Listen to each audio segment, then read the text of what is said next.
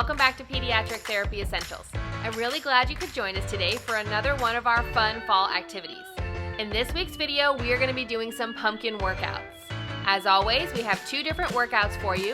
The first one is going to be done in the seated position for any of my friends that have movement limitations or for anyone who happens to be at school in a desk and is trying to get in a little workout. The second workout will be done in standing. Now, if you like today's video, please remember to give it a thumbs up. And if you'd like to see more videos like this, please be sure to subscribe to this channel. And if you haven't checked out our other fun fall activities, please be sure to check out the freeze dance and scavenger hunt that we have for you, and I'll put the link up here. All right, is everybody ready to work out?